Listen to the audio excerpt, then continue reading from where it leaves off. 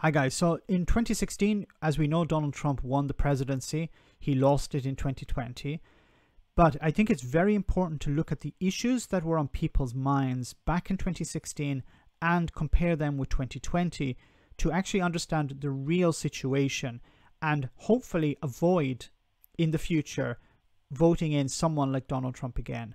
Now, the pundits generally on the liberal side of politics in the US will present Donald Trump as an anomaly. He was a flash in the pan. He's not the type of politician that represents the mainstream. And of course, Donald Trump presented himself in that way back in 2016. He was going to be a wrecker. He was going to destroy the system. He was going to be a destructive force in Washington. He was going to shake things up, as he said. He was going to rule in a way that was unprecedented. It was not going to be business as usual, like Obama, like George W. Bush, like Clinton. He was going to be someone different. Now, at the time in 2016, I have here a list of the top issues that people were voting on. Now, we see here the economy was number 1, terrorism number 2. And we can see in this graph how things have changed, but I'll come to that in a moment. Foreign policy, number 3. Healthcare, number 4. Guns, number 5. Immigration, number 6. Social security or welfare, number 7. Education, number 8. The Supreme Court, number 9. And race issues was number 10. Now, we generally thought going into the election this year that Donald Trump was going to be defeated because of COVID, because of his mishandling of this pandemic, and he was going to be punished for that. Generally, politicians in the center or on the left were talking about how COVID is the issue. Donald Trump is going to lose because of that, and I actually bought into it myself. Unfortunately, I bought into this. I'm not an expert on U.S. politics. I regurgitate, in a sense, the information I receive from others online, in the center or on the left, and I believe that COVID was the issue that would have brought Donald Trump down. Now, of course, it was a very important issue, and it did undermine his chances, but it wasn't the first issue. It wasn't the most important issue for Americans. If we look here at the issues that were important in 2020, we see once again the economy was the most important.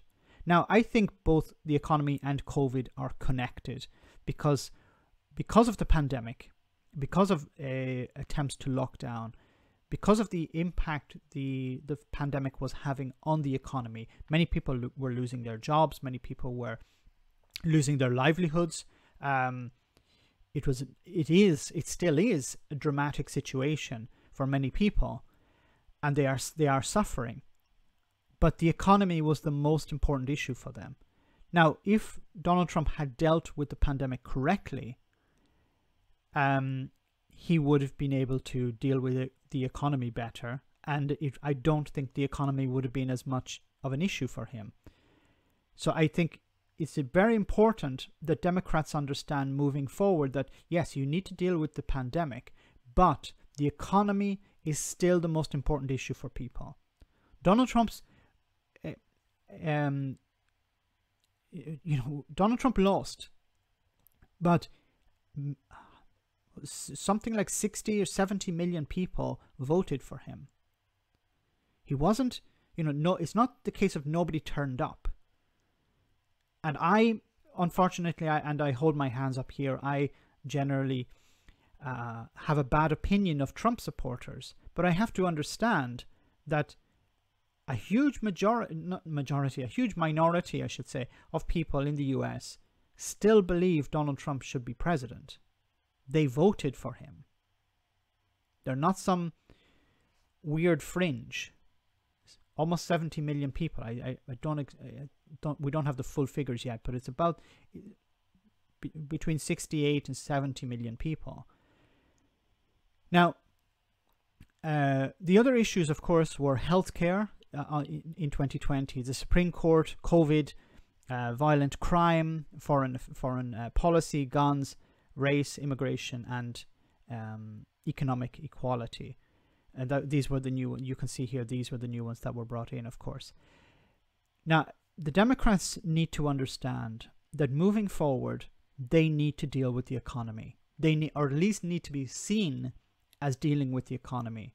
Otherwise, they risk losing in 2024. They need to stimulate the economy. They need to bring back jobs. They need to create jobs. Otherwise, they need to create a system that supports people. If people feel that there is a strong safety net, they'll be less worried about the economy.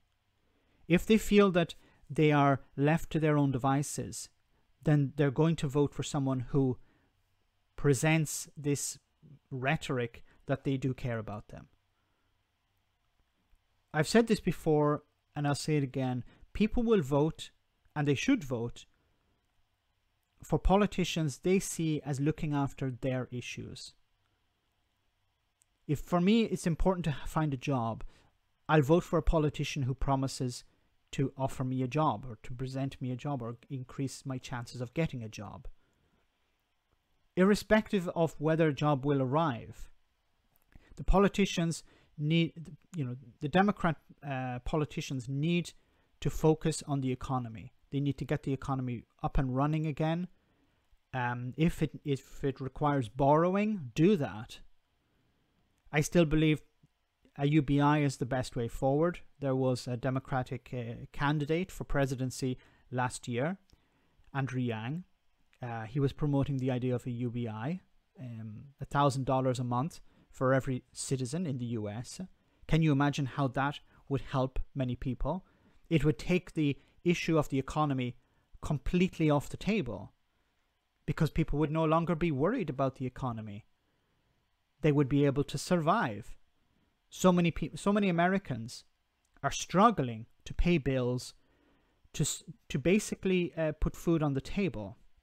This pandemic has increased the threat that they face of not being able to achieve those goals.